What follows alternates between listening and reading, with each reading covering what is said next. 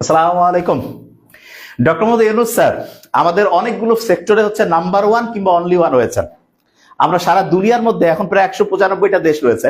তা আমি যা পুরো দেখলাম যে সেই 195টা দেশে 195 জন হচ্ছে যে সরকারের এমন রয়েছে যারা প্রধানমন্ত্রী পোস্ট কিংবা প্রেসিডেন্ট পোস্টে রয়েছে। তার মানে গড় পড়তে সারা পৃথিবীতে প্রায় 400 জন খুব ভাইটাল লোক আছেন, 400 জনের মধ্যে সারা দুনিয়ার মধ্যে।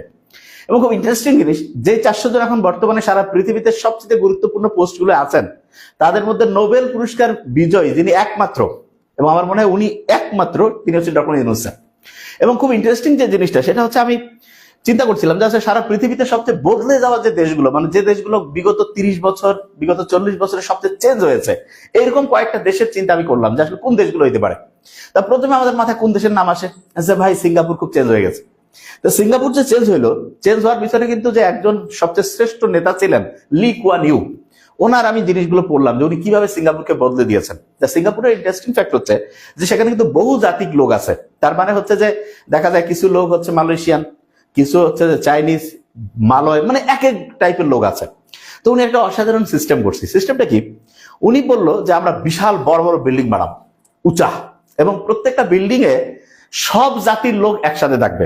মানেটা কি? মানে হচ্ছে একটা বিল্ডিং এ এমন হতে পারে যে কেউ আছে যে দেখা গেল একটা ফ্লোর হচ্ছে যে চাইনিজদের, একটা ফ্লোর হচ্ছে মালয়দের, একটা ফ্লোর হচ্ছে অন্যান্য ভাষাভাষীর।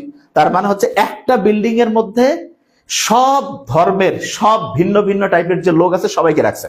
তো অনেকে এই জায়গাটায় খুব একটু আটকে উঠছে যে সাধারণত আমরা কি করি, দেখা যাচ্ছে এটা হচ্ছে মুসলিম পাড়া, এটা হিন্দু পাড়া, এটা হচ্ছে বৌদ্ধ পাড়া। তার মানে সব মুসলিম হয় এক জায়গায় থাকে, সব হিন্দু এক জায়গায়, সব খ্রিস্টান এক জায়গায়। কিন্তু উনি এটার পুরো উল্টা পথে গিয়েছেন। তো ওনাকে জিজ্ঞেস করছে যে এটা আবার আপনার কোন সিস্টেম? সাধারণত দেখা যায় যে একটা এরিয়া একই জাতির লোক থাকে, ঠিক না, একটা ধর্মের বা একটা বিশ্বাসের। কিন্তু এখানে দেখা যাচ্ছে আপনি একটা বিল্ডিং এর মধ্যে ভিন্ন ভিন্ন সব রকমের হচ্ছে লোকজন রাখছেন, কারণটা কি? তো উনি বলছে যে এই যে ভিন্ন ভিন্ন লোকজন আমি রাখছি, এটার উদ্দেশ্য হচ্ছে একই বিল্ডিং এ যদি দেখা যায় যে মালয় থাকেন, একই বিল্ডিং এ যদি হচ্ছে যে ওটাকে বলেন যে তামিল থাকেন, একই বিল্ডিং এ যদি হচ্ছে সিঙ্গাপুরিয়ান থাকেন, ভিন্ন ভিন্ন ধর্মের এবং ভিন্ন ভিন্ন হচ্ছে যে বিশ্বাসের, তখন দেখা যাবে সামগ্রিকভাবে ওই বিল্ডিং এর প্রতি সবারই নিজস্ব একটা হচ্ছে আন্তরিকতা তৈরি হবে। সাধারণত কি হয়, যে কোনো জায়গায় দেখা গেল যে একটা মারামারি লাগছে, যে ওই পাড়াটা হচ্ছে যে এই ধর্মের লোক, ওই ধর্মের উপরে কেউ অ্যাটাক করতে গেলে ওই পাড়ায় যাইলো। কিন্তু যদি এরকম হয় যে একটা পাড়ার মধ্যে, একটা বিল্ডিং এর মধ্যে সব ধর্মের লোক আছে, তখন কিন্তু সাধারণত কেউ চিন্তা করবে যে না, ওইখানটা আমারও ভাই আছে, ওখানে আমার হচ্ছে প্রতিবেশীর লোক আছে। এটা খুব একটা ইন্টারেস্টিং জিনিস।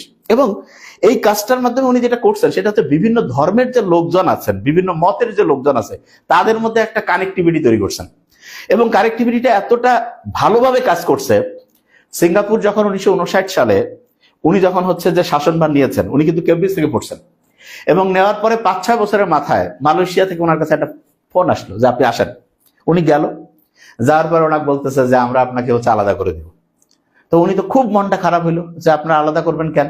মালয়েশিয়া এবং সিঙ্গাপুর কিন্তু একসাথে ছিল, বলা যেতে পারে নদীর এপার আর ওপার। ওই যে কি বলে এটা, যমুনা ব্রিজ আছে না, এপারে উত্তরবঙ্গ, ওই পারে হচ্ছে যে ঢাকার দিকে আমরা চলে যাই, ঠিক এমনি করে মালয়েশিয়া এবং সিঙ্গাপুর কিন্তু পাশাপাশি, একটা জাস্ট মাঝখানে বলা যেতে পারে একটা হচ্ছে যে ছোট্ট অংশ পার হইলে মালয়েশিয়া, এদিক মালয়েশিয়া, এদিকে হচ্ছে সিঙ্গাপুর। তো ওনাকে যখন বলছে যে আপনাকে হচ্ছে আমরা আলাদা করে দিব, তো উনি বলছে যে না, আমাদেরকে আপনারা একসাথে রাখেন, আমরা নতুন দেশ কোথায় যাব, কি করব। তো ওনাকে আলাদা করতে চাচ্ছিল কেন? ওই যে অনেক সময় দেখা যায় না যে একটা ফ্যামিলিতে 3-4 জন ভাই আছে, একজনের টাকা পয়সার অবস্থা খুব খারাপ, তখন তাকে আলাদা করে দেয় যে ভাই তুই আলাদা খা। কেন? কারণ সে দেখা যাচ্ছে ঠিকভাবে হচ্ছে পরিবারে হচ্ছে কন্ট্রিবিউট করতে পারছে না। তো এই ঘটনাটা হচ্ছে সিঙ্গাপুরের ক্ষেত্রে ঘটেছিল। তারা হচ্ছে যে ঠিকভাবে ইনকামে করতে পারতো না, দেখা যেত ওদেরকে হচ্ছে ভর্তুকি দেওয়া লাগতো হচ্ছে মালয়েশিয়ান যারা ছিল তারা। এই কারণে মালয়েশিয়ার লোকজন বলতেছে না, আমরা ওদের সাথে থাকবো না, ওরা আমাদের হচ্ছে দেখা যাচ্ছে ইনকাম করা টাকা ওদের পিছনে ভর্তুকি দিতে চলে যাচ্ছে। তো খুব মন খারাপ হলো লি কুয়ান ইউর, উনি কান্না করে ফেলছে যে আমাকে এইরকম করে হচ্ছে যে দেশ থেকে মানে হচ্ছে যে বিদায় করে ফেলবেন। তো বলছে যে না, এটা দেশের মানুষজন চাচ্ছে যে সিঙ্গাপুর এবং মালয়েশিয়া আলাদা থাক। এরপর 1965 সালে ওনাকে হচ্ছে যে একদম সিঙ্গাপুর মালয়েশিয়া আলাদা হয়ে গেল। উনি চিন্তা করতে থাকলো যে কিভাবে এইরকম একটা সিঙ্গাপুরের লোকজন এত অশিক্ষিত ছিল, এত মূর্খ ছিল, দেখা যেত ঠিকভাবে টয়লেট ব্যবহারের নিয়ম তারা জানতো না। এবং উনি চিন্তা করলো এই জাতি কিভাবে উনি চেঞ্জ করবে। তা উনি প্রথম যে জিনিসটা সবচেয়ে বেশি গুরুত্ব দিয়েছে, নাম্বার 1, সেটা হচ্ছে নো করাপশন। দুর্নীতিকে উনি, আমরা খালি মুখে কই না যে আমরা করাপশনে হচ্ছে যে এটাকে কি বলে, জিরো টলারেন্স, এটা মুখে না, উনি কাজে দেখিয়েছেন। কোন রকমের কোনো করাপশন থাকবে, এটা নাম্বার 1।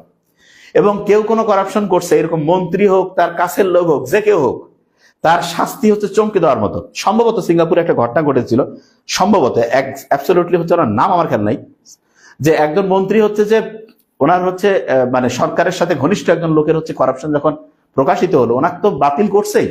এবং উনি এটা এত লজ্জার মনে হয়েছে ওনার, উনি মানে বলা যায় যে জীবনের স্বাভাবিক যে গতিপথের থেকে উনি মানে সুইসাইডাল টেন্ডেন্সি ওনার মধ্যে চলে আসছে।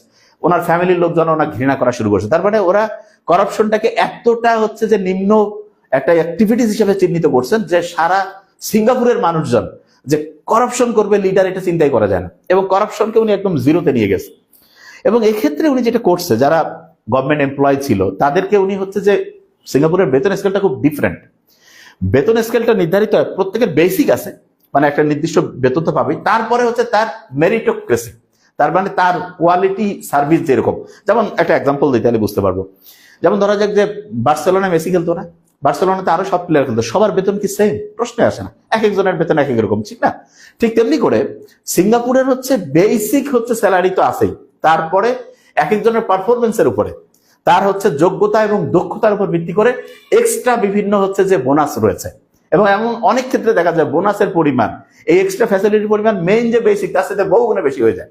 তা ওনার ইয়াটা ছিল এরকম যে আমরা হচ্ছে মানুষকে হচ্ছে সব দিক দিয়ে হচ্ছে সর্বোচ্চ সম্মান দিব, সবচেয়ে বেশি সুযোগ সুবিধা দিব, কিন্তু কেউ যাতে কোনো করাপশন করতে না পারে।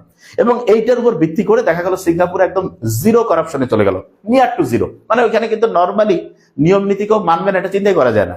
রাস্তাঘাট মানে পরিচ্ছন্ন রাখার জন্য চুইংগাম খাওয়া নিষিদ্ধ। এবং ওই যে আছে না আমাদের দেশে যে আমরা পথে ঘাটে বিড়ি সিগারেট টানতেছি, কে কি হবে 50 টাকা 500 টাকা জরিমানা টাকা দিয়ে খাচ্ছি, ওইখানে চিন্তাই করা যায় না। মানে শুধু জরিমানা না, এমন সিস্টেম করছে যে হচ্ছে বেত্রাঘাত করার সিস্টেম করছে। তা আমরা তো আগেকার দিনে ছোট্ট ছেলে মেয়েদের কি করতাম, যে ঠিক আছে যে হচ্ছে দেখা যাইতো যে হচ্ছে যে মারতেই দিতাম না, কিন্তু সিঙ্গাপুরে উনি করছে যে মূর্খ লোকদেরকে যে হচ্ছে ট্রিটমেন্ট দেওয়ার জন্য যে কোনো কথা নেই, একেবারে মানে হচ্ছে যে খালি টাকা দিয়ে না, তাকে হচ্ছে যে একেবারে শরীরের মধ্যে আঘাত করেও, হ্যাঁ এরকম না যে একেবারে লাইফ থ্রেটেনিং কোনো আঘাত করবে তা না, কিন্তু ইন্টারেস্টিং জিনিস হচ্ছে যে প্রত্যেকে ঠিক করার জন্য যা করা দরকার, অভিভাবক হিসেবে যা করা উচিত, আমরা যেমন আমাদের ছোট্ট ছেলে মেয়ে ছোট্ট ভাই বোনদেরকে শাসন করি না, এরকম গোটা সিঙ্গাপুরের মানুষজনকে উনি নিজের মনে করছে এবং ঠিক সেইভাবে শাসন করছে। এবং এটা তো হওয়া উচিত। এমন একজন গার্ডিয়ান আমাদের দরকার, যিনি হচ্ছে আমাদেরকে ঠিক রাস্তায় চলাবে, যিনি আমাদের ভুলগুলোকে শুধরানোর জন্য হচ্ছে যখন যতটুকু শাসন দরকার, যখন যতটুকু কড়াকড়ি দরকার সেটা করবে। এবং এই কাজটা উনি করছেন। এবং উনি প্রায় 30 বছরের মতো, 30-31 বছরের মতো উনি সরাসরি ক্ষমতায় ছিলেন। এবং উনি যে ক্ষমতায় ছিলেন তখন কিন্তু অনেকে সেই যে বিভিন্ন ট্রেড ইউনিয়ন যে আছে না, বিভিন্ন জায়গায় খসর মসর করে, এরকম ওইখানে একবার দেখা গেল এয়ারলাইন্স যে কোম্পানি আছে, মানে হচ্ছে যে বিমান যাতায়াত করে, তারা হচ্ছে ওনার সাথে হচ্ছে একটা গ্যান্দাম লাগাই দিল যে আমরা হচ্ছে যে কি করব, যে হচ্ছে যে কাজে যাব না, ঠিকভাবে ইয়া করবো না। 24 ঘন্টা টাইম দিছে, 24 ঘন্টার মধ্যে কাজে গেলে তো ভালো, আর যদি না যাও তাহলে একটারও চাকরি থাকবে না, নোবডি, সবাইকে হচ্ছে বাতিল করা হবে। দরকার হলে সিঙ্গাপুরিয়ান যে এয়ারলাইন্স আছে আমরা বন্ধ রাখবো, উনি বলছে। কিন্তু উনি আসলে তো সত্যি কথা বলতো, ওই যে মুখে একটা ভিতরে একটা এরকম না, যা বলতো ক্লিয়ার কাট, এবং সবার সাথে বলতো যে 1 to 1 চোখে চোখ রেখে কথা বলো। এবং উনি এটা জিনিস পছন্দ করতেন, কারণ সত্যি উনি নিজে টাকা ইনকাম করে নাই কোনোদিন, রাষ্ট্রের কিভাবে কল্যাণ হবে ভালো হবে এই জন্য যা করা লাগে যখন যেটা করা উচিত ঠিক সেই অনুযায়ী উনি কাজ করছেন। এবং ইন্টারেস্টিং পয়েন্ট সেটা হচ্ছে আমরা দেখছি যে লি কুয়ান ইউ যখন যেই রকম হচ্ছে মানে স্টেটম্যানশিপ দরকার ছিল, যেই সময় করা হওয়া দরকার ছিল করা হয়েছে, যেই সময় নরম হওয়া দরকার ছিল নরম হয়েছে, যেখানে আলোচনা দরকার সেখানে আলোচনা করেছেন। এবং এইটার পরিপ্রেক্ষিতে কাছে 30 বছরের মাথায় সেই 1959 উনি ক্ষমতায় আসলো, 65-তে ওনাকে আলাদা করে ফেললো, 1990 এর মধ্যে সিঙ্গাপুর কোন জায়গায় চলে গেল। এখন তো সারা পৃথিবীতে সিঙ্গাপুর এমন একটা জায়গায় গিয়েছে, তাদের এয়ারপোর্ট চাঙ্গি এয়ারপোর্টে কেউ যদি যায় এবং যে কোনো হচ্ছে ভালো যে বৈশিষ্ট্যগুলো একটা দেশের জন্য খুব পজিটিভলি হচ্ছে ইনফ্লুয়েন্স করে, প্রত্যেকটাতে আমরা দেখবো সিঙ্গাপুর 1, 2, 3 এর মধ্যে আছে। বেশিরভাগ ক্ষেত্রে স্বাস্থ্য বলি, পড়াশোনা বলি, ট্রিটমেন্ট সিস্টেম বলি, আইন শৃঙ্খলা বলি, ব্যবসা বাণিজ্যের সুযোগ সুবিধা বলি, সমস্ত জিনিসে পজিটিভ জিনিসগুলো নাম্বার 1, অনলি 1 এরকম সিঙ্গাপুর রয়েছে। কিসের কারণে হলো লি কুয়ান ইউ একটা স্ট্যান্ডার্ড সেট করছে। তো এই যে উনি যে মানে এই স্ট্যান্ডার্ডটা সেট করছে, দেখেন পড়াশোনা করছে কিন্তু ক্যামব্রিজ থেকে, নলেজের দিক থেকে সবচেয়ে সেরা ছিল, এবং ওনার ওয়াইফ সম্ভবত উনিও ক্যামব্রিজ থেকে পড়ছে। খুব ইন্টারেস্টিং।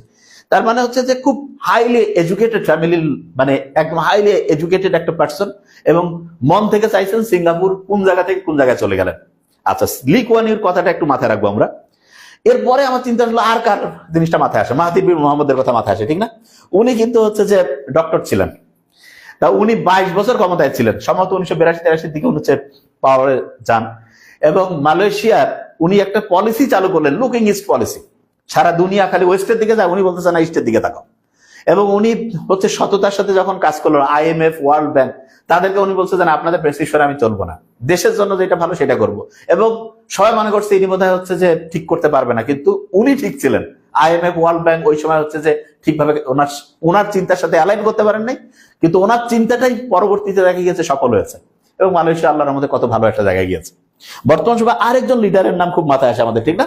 শেখ মোহাম্মদ বিন, নাম হচ্ছে যে ওই রাশেদ আল মাকতুম, ওই দুবাইয়ের যিনি প্রিন্স, মানে এখন যিনি বলা যেতে পারে প্রধান আর কি দুবাইয়ের। তো উনি দেখা যাবে যে ওনার দেশটাকে বদলে দিল। উনিও কিন্তু খুব সম্ভবত পড়াশোনার দিক থেকে হাইলি এডুকেটেড, এবং তার চেয়ে বড় ব্যাপার যেটা সততার দিক থেকে। এবং উনি সবসময় চিন্তা করছে যে আমার দেশের মানুষজনের জীবনের উন্নতির জন্য কি করা যায়। তো উনিও একটা জিনিস মাথায় নিয়েছে, সেটা হচ্ছে নো করাপশন। এবং দুবাইতে 99.9%, মানে নিয়ার টু 100% জিনিস হচ্ছে ডিজিটালাইজড। তার মানে হচ্ছে আমরা যেমন মোবাইলে টাকা ঢুকাই, ফোনে রিচার্জ করছি, MB কিনতেছি, আছে না, এরকম ওইখানে আপনি একটা প্রবলেমে পড়ছেন, মোবাইলের মাধ্যমে আপনি হচ্ছে যে কোনো পুলিশ লাগবে না, কিছু